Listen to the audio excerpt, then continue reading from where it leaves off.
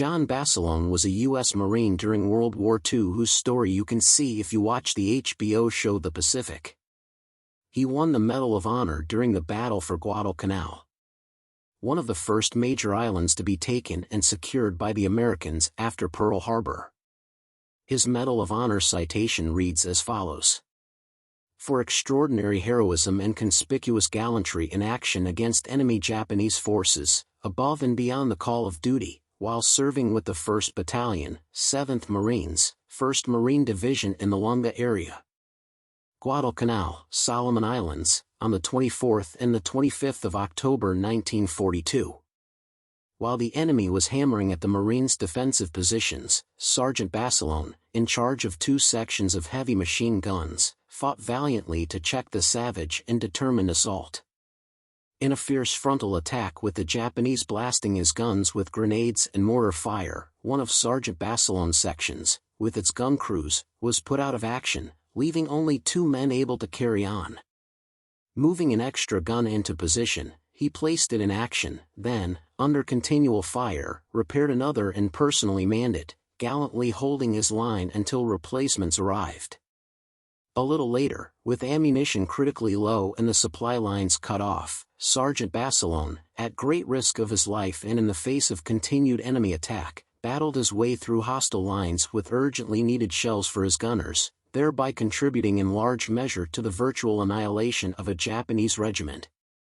His great personal valor and courageous initiative were in keeping with the highest traditions of the U.S. Naval Service.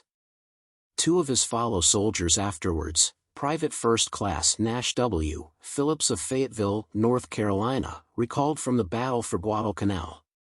Basilone had a machine gun on the go for 3 days and nights without sleep, rest, or food.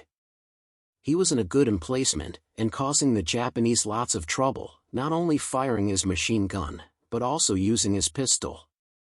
After all this, after the award, after the War Bonds tour where he was treated like a king everywhere he went, he was a full-fledged celebrity. So he got a taste of the good life, of comfort, of being served everywhere he went.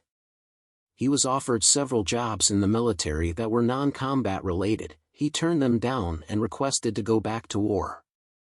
John was sent to Iwo Jima and was killed on February 19, 1945.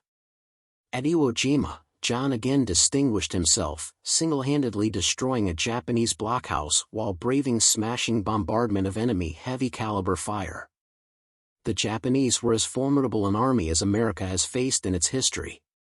The Japanese army would not give up, and they would not surrender.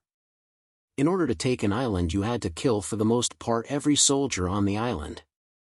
If there were not men like John Basilone who returned to the fighting and to do his duty and to sacrifice for his nation, the United States might not win World War II in the Pacific. He chose to go back, to give more, to sacrifice once more. This is something we should honor, as we are standing on the shoulders of giants, Basilone being one of them.